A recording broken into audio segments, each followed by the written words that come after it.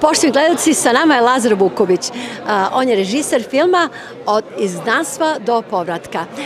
Kako ste vi uopšte došli na ideju da ovako neki veliki projekat radite? Pa znate kako, naš prestolni naslednik Aleksandar Karađorđević ima veliku životnu priču.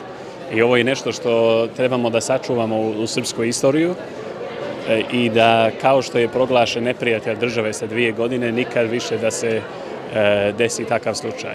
Tako da mislim da nisam prvi koji je došao do ideje da napravimo dokumentarni film kako njegovu životnu priču, ali imam tu čast da upravo ja sam režiser toga filma i producent zajedno sa prestolnim naslednika Aleksandar Karađorđević napravili. Mi 2,5 godine već snimamo film i već je u pripremi dugo godina iza toga.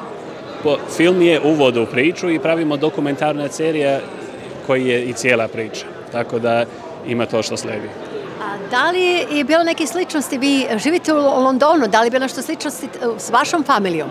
Pa znate, ja sam u pregrađe u Londonu, rođen sam tamo i meni je otac bio svešteno lice u Velikoj Britaniji, izgradio drugu srpsku pravoslavnu crkvu sa temelja zajedno sa parohijanima i prestolni nasljednik je, kao što znate, i boravio u Londonu.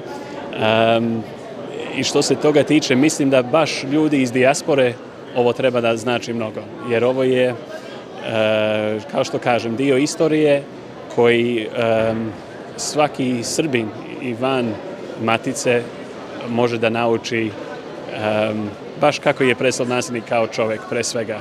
I to je nešto intimno i koju će sada imati šansu da pogledaju.